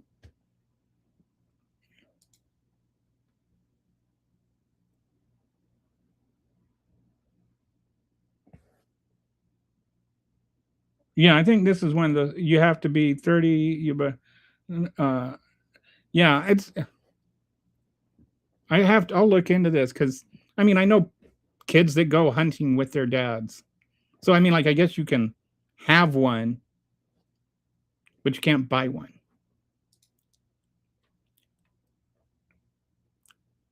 We have destroyed so many countries who tried to go off the petrodollar. The petrodollar is coming to an end.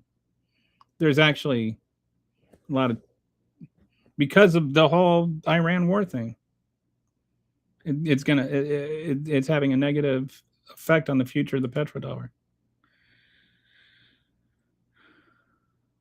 Hunting law and gun laws vary. Yeah, but you need a gun to go hunting. I want to stop you. I mean, like, I guess, I don't know. I mean, you don't need a gun. You can have a bow and arrow or something. Wanted to stop using the U.S. Yeah. And these are, like, this is a real possibility. And that's going to really affect our economy. Donald Trump is the single most destructive man in American history to our economy. I'm not saying that hyperbolically. I'm saying that objectively.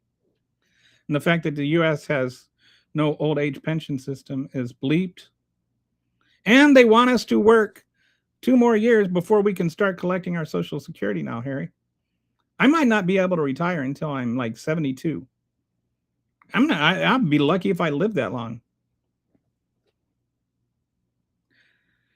Yeah, this administration is making sure America will never be trusted globally again. Yeah, that's fair. I think BRICS is going to take over, and that's scary because they're dictator countries, some cosplaying as a communist country. Donald Trump's a big fan of all of those countries. Love one. I don't know what you're talking about. We had a pension system before Reagan. Yeah. This is one of the reasons I say that the Democrats should go back to fighting for like blue collar workers and middle class employees. We need to get back into employment rights. Okay, so let's go on to the next thing. And I'm going to show you a video that I made here. This is about the California elections, and we'll spend, as much time as you want on that. I'm going to step away for a second while I play this video. It's just a couple minutes.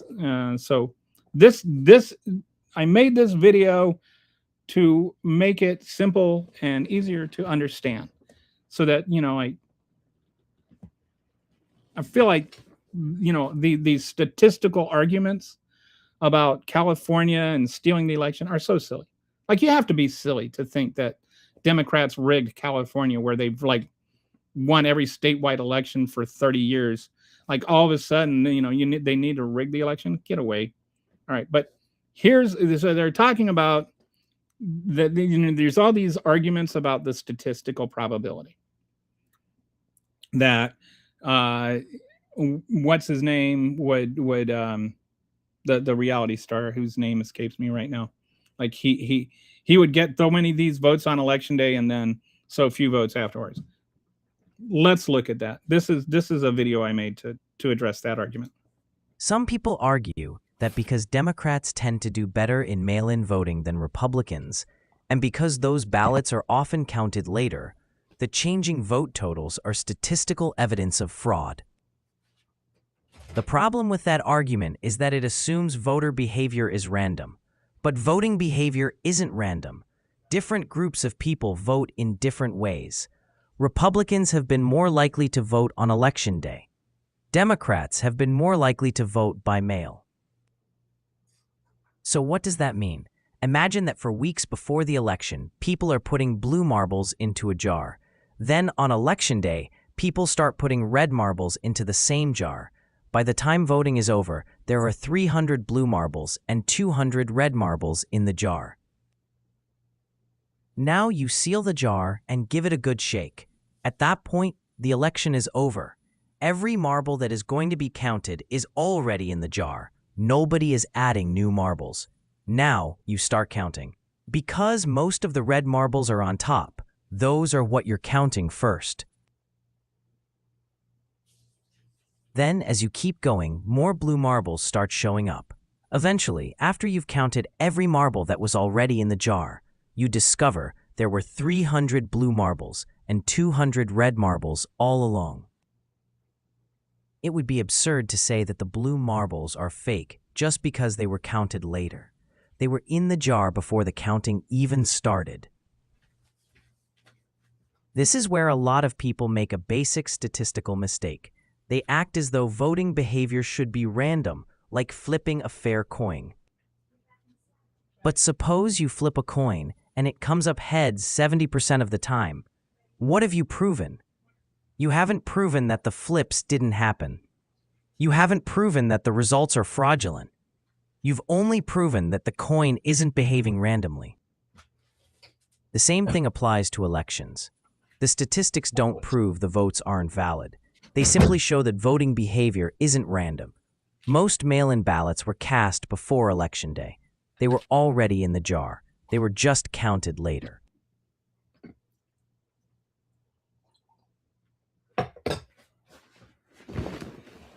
Okay. So, any thoughts on that? So, like, they're trying to pretend like there's some sort of massive conspiracy and this is a statistical thing. But all they prove is that human behavior is not a statistical thing. Hang on one second here.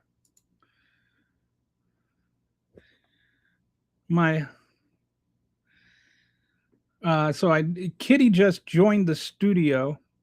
Would you like to pop on, Kitty, and say hello? Here, let me. Oh, I can't see. I don't want to put you on if you don't want to be on. It's okay. Are you okay? Hi. Hi, Kitty. Where have you been? I talked about it at the beginning. Okay, well, I was just listen. going through a whole lot of things and had to step away for a minute for I my get own that. sanity.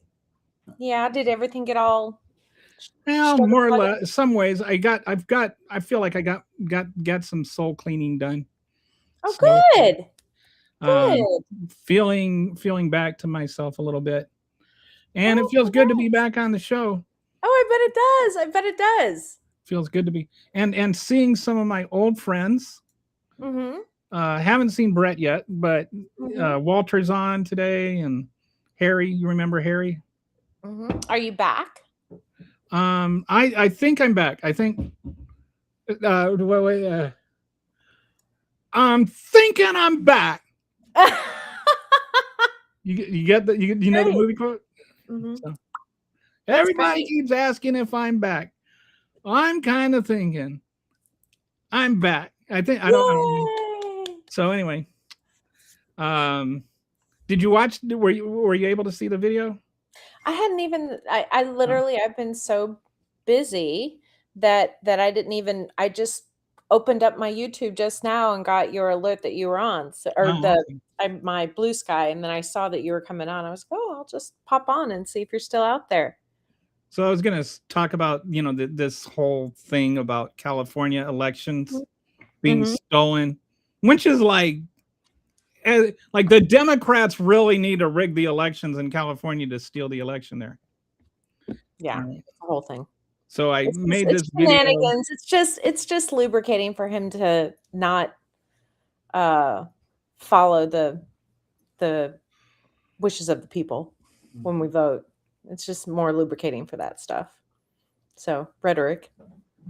I don't understand why taking a long time means cheating. To me, taking a long time means, wow, they're being really thorough. And I that's don't actually understand their logic there. So the actual, and that's not just the reason that they take so long is one, they want to make sure that every vote gets counted. Mhm. Like they don't Yeah, want to say, that's oh, the thing. we, this came in a day late, even though Mhm. you voted on time, it came in a day late, so your vote doesn't count.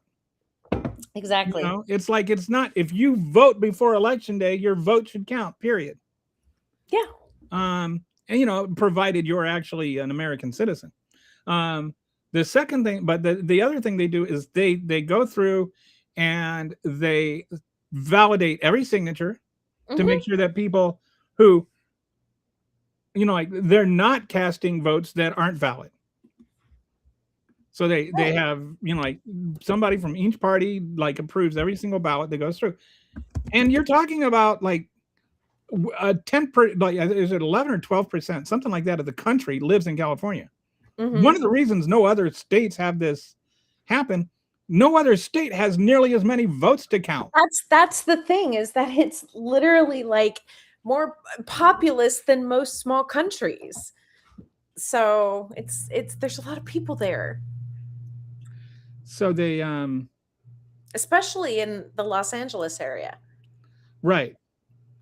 And so that, like they're really, actually, I feel like, and I don't see why there's so much urgency to get a next day thing. Like, we've known since election day, more or less, that it was Mhm. going to be, we knew right away who was going to, it wasn't official, but we knew who was going to be in the governor runoff. Mhm. And there was some uncertainty about the second person in the mayoral election. And that's where they get into all this stuff. But there was absolutely no way Donald Trump Jr., whatever, not the actual Donald Trump Jr. No, you're talking about the Hills bro trying to make his next money because he's blown through all his cash. Yeah, the reality star that. Well, the realities are from the Hills. Oh, the Hills. Oh, is that? I didn't. I know nothing about reality TV. I unfortunately do, and I've seen a couple of episodes. Not I'm really sorry. my thing. Not, me, it's not my thing. So anyway, he's gone, and then they're all upset about it. But like, there was no way he was going to win the runoff anyway. Not a chance. I mean, this is like stealing your own car or something. Totally. All right, so we're gonna go through some comments here, and so Well, I want to catch you up with what's been going on my end. Okay, go ahead. So let's see. We've had a couple cease and desist letters. Oh, okay. So you're talking about from the Epstein thing? From my Epstein wiki, yes. Awesome. Yep. You got some attention. We've got some, well, I didn't personally, but one of my sleuths has. One of them comes from the president and the first lady of the United States. Wow. Yeah. So we're definitely getting some attention. Several of my sleuths have broken some really big stories via the Epstein case, and we are starting our own podcast at the end of the month on the 30th called the Butterfly Bureau. Oh. So that's basically going to be more reiteration and explanation of the things that we've been putting out there into the world, and so on and so forth. So well, I'll definitely pump that out for you. Thanks. And I think there's real value to that. I think that this is one of those things where, people are learning by osmosis, and they're not really getting all the details. So, and it's one of those things where I just do not have the wherewithal to, like, this is like just such a massive thing. Well, and again, there's like Who's the one guy that you had there's on? like 30 of us. Oh, There's like 30 of us sleuths now, and about 15 of us are active daily. who's the guy that was on the show? Oh, that was Anthony Anthony. Andrews. We have a whole team. I mean, He's like an encyclopedia on the Epstein files. we are working with Ellie Leonard, who is like this amazing award-winning, investigative journalist. I've been a fan of hers for years, and she's over on Substack. And we have Becca Day, who is an investigative influencer, and she's a freaking savant and can tell a story like no other, that we've teamed up with. And we have we've got a librarian, and we've got an archivist, and we have a data scientist, Rye, which you should have on this show sometime. He is amazing. So we have this amazing team that we have put together now, and we all are just kind of cooperatively working. So we have people that work in influencing, and they're putting the information out, and we have journalists who are writing. We have I'm working on the wiki and putting articles out on the wiki, and we have a data scientist who keeps finding all these ways for us to manage the data. So for example, he has made this incredible tool. One of the things that we struggle with all the time is that people are putting out fake pictures that they're claiming are from the I hate that. file. Well, we have this amazing tool that's a reverse image search. And this thing is so accurate and so fantastic that all you have to do is drop the image in there, and it'll tell you whether or not it's a real image from the files. That is great. And it really matches. We have facial recognition on there now that we're sort of training. And so I've partnered with Epstein Data. That's Rye, Dr. Rye.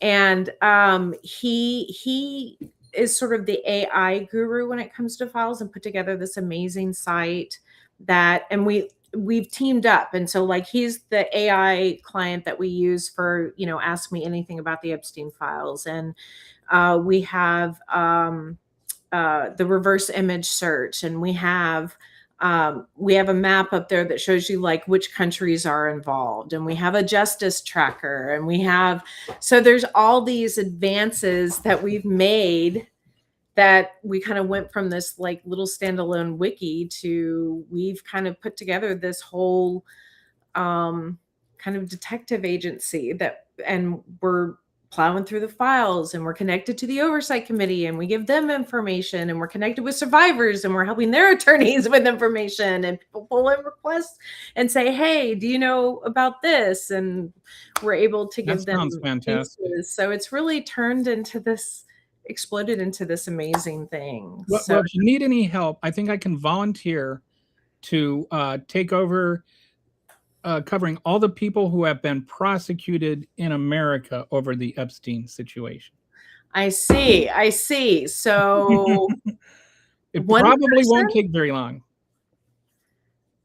One person. And so she might get a pardon if Todd Blanche has his way. Oh yeah. So yeah, that's great. I think that like when people post those fake pictures, I always like anytime I see a picture like that, I take it over to Chat GPT, post it and tell it, is this real? And then he tells me, no, that's not real. And so then I go back and I'll tell the person, you should take this down. And then I'll go back and see if they did. Those things do more damage. They do, and they muddy the waters, and then they muddy the waters in such a way that make new survivors coming out, because we have some new ones.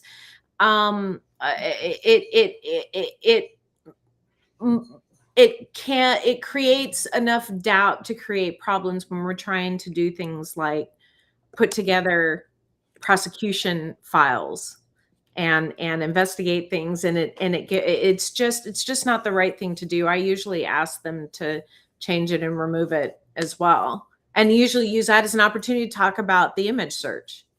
I think of I call it a Jussie Smollett situation. Mm-hmm. Because like remember what happened with Jussie Smollett and everything. No, remind me.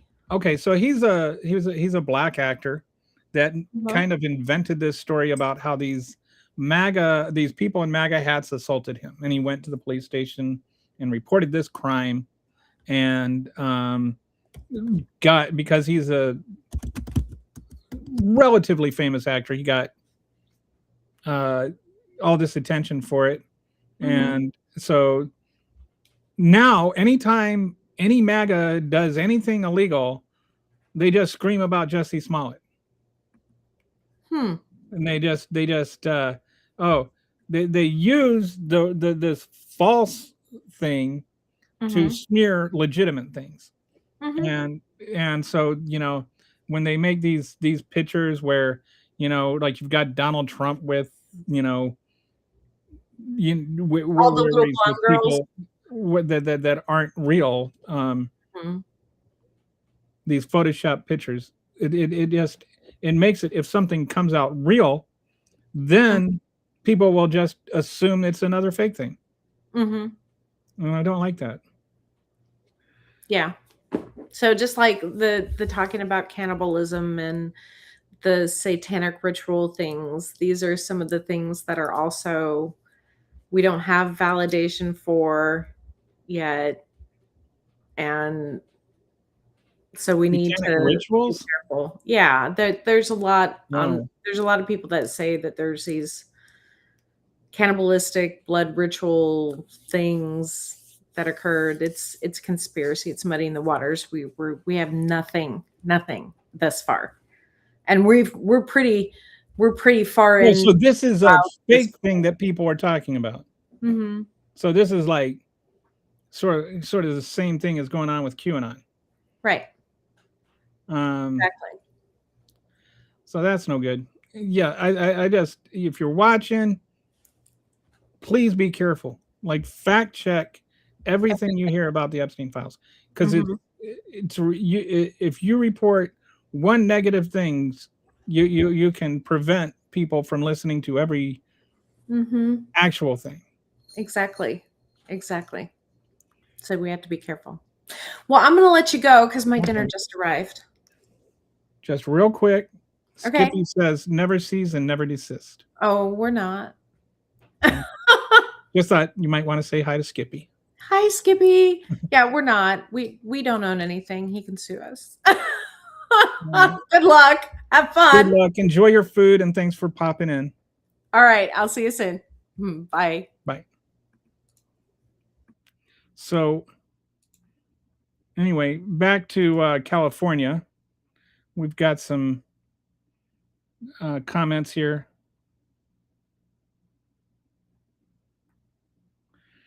Okay, so Walter says you're not familiar with Social Security, Harry.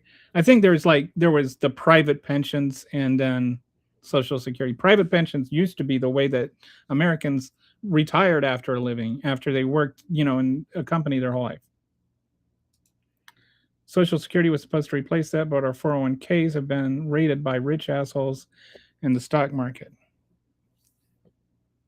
Walter, in the UK, we have something called universal credit, which is our version of Social Security. So Social Security and pensions are different things. Free Cuba. I don't know what that means. Does free Cuba mean invade Cuba? What do you mean when you say free Cuba? I have no idea what your position is on Cuba. I think America needs to stop invading other countries under the pretext that they're freeing them. I don't think Iran feels free right now. I don't think the girls that are dead feel free right now. I don't think their parents feel free.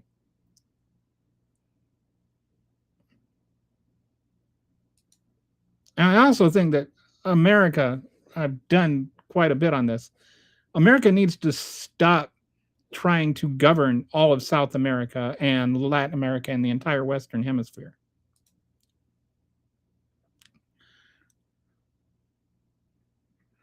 Hopefully my pension will be there. I hope so too, buddy. The American bread and circus is way too strong. I don't know what that means. We also have a state pension, which allowed people, when they turn 67, to collect 12,000 pounds a year automatically as long as you have full NI contribution. That's helpful. I mean, probably not enough to live off of by itself, but it's supplemental. Trump and Elon rigged the 24 election. I do not think that's true. I've gone into it. I did a big study on it, and I just could not find any mechanism whereby that's possible. It is possible to hack a voting machine, but they're air gaps, so you'd have to actually be there. There are about 200,000 voting precincts. There were about 150 million votes. So that means there's an average of 750 voters per precinct. So let's say you need to, move the needle. Let's say you lost the election by 10,000 votes and you need to win it by enough to get outside of the margin of error so you don't automatically trigger the recount where everything is going to get exposed and screwed up. So let's say you need to move the needle, 40,000 votes, or we'll just make the math easy, 37,500 votes, because there's 750 voters per precinct. So that would mean that you would need to infiltrate, because you can't just have, precincts like 750 to 0. You're kind of limited in how many votes you can manipulate in each precinct, right? So let's say you flip each precinct like 10 votes or 75 votes, 10%. All right. So to get to 37,500 votes, that would mean that you would have to rig, and just for one state, by the way, just for one state, you would need to infiltrate 500 different precincts and rig the election, which would mean that you have to talk to, like, because of the way the whole thing works, thousands of people for one state. And none of those people would go and say, hey, by the way, these people are trying to rig it. There's no, it would just be impossible. I don't think that 2020 election was stolen, because I think it is just logistically impossible to rig an election. And I don't think the 2024 election was stolen, because I don't think it's logistically impossible to rig an election. I think that they can manipulate it, which is very different than rigging it.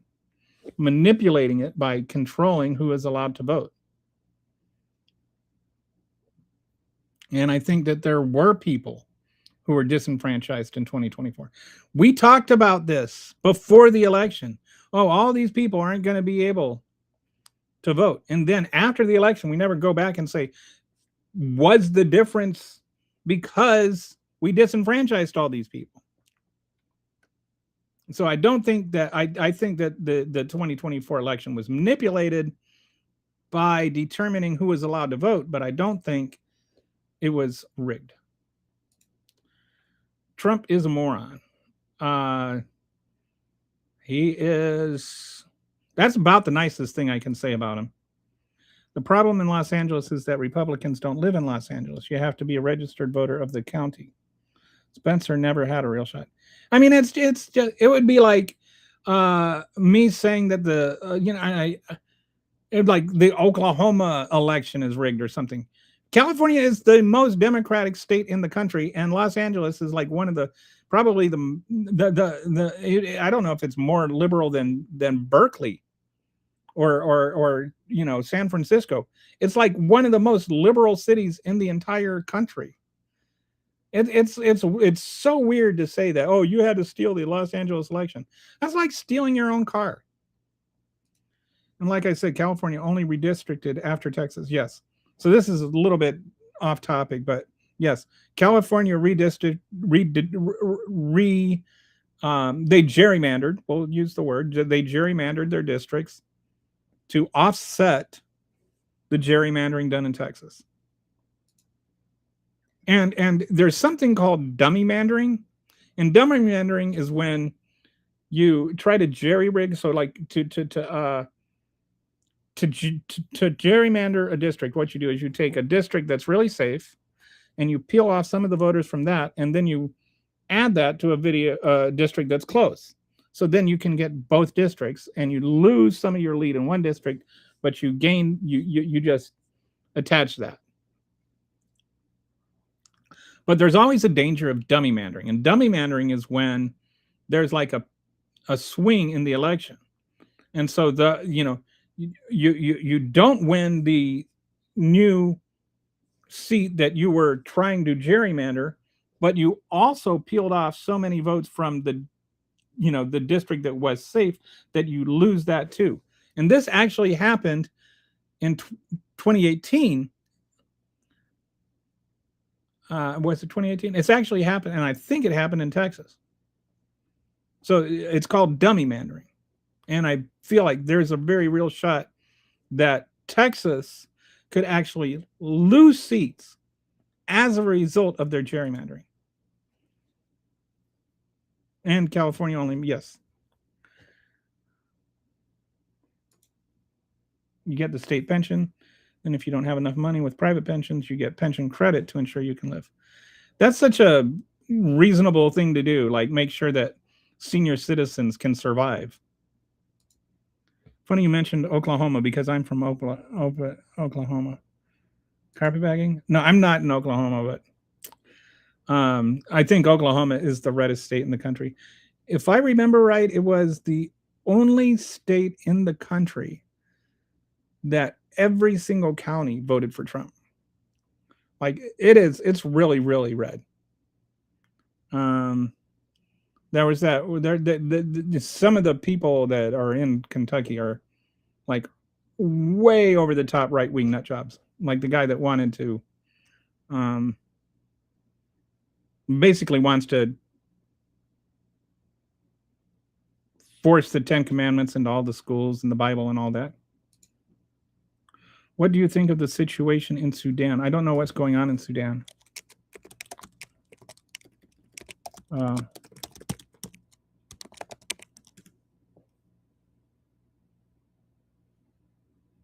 Oh, there's a civil war. Oh, Sudan. Yeah. Had a bit of a. I thought that Donald Trump stopped that one. He claims to. Yeah. I think it's horrendous. I'm not sure what to do about it.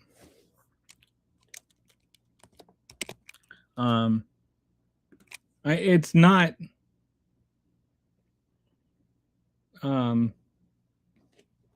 and center in the American media, to put it mildly.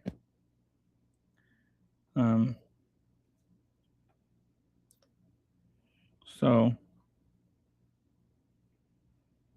who was that guy in there? I can't remember the guy's name in Oklahoma. Oh, that's not part of his 8 wars yet. What's the one that I'm thinking of there? I think this one, it's maybe Congo or something, somewhere in Central Africa, not Northern Africa.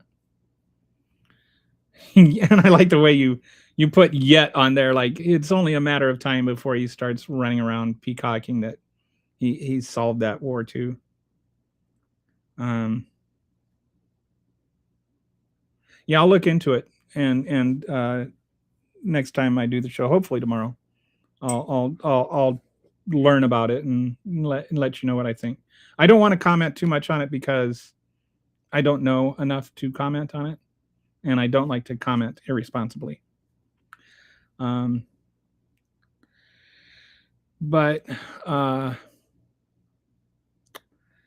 anywho's, I think I've made my comeback, and hopefully I'll be doing some more shows in the near future.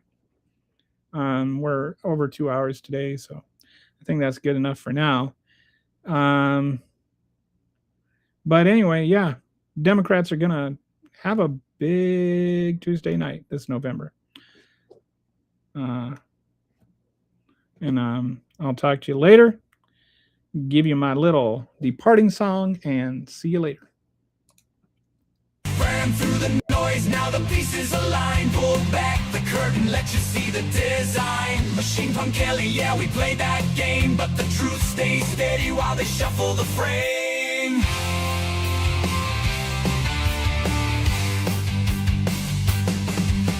He's still rising, but the signal cuts clean. What you saw tonight ain't just what it seemed. From the chaos to the calm, let it settle in slow. Take the light with you when you step out the show.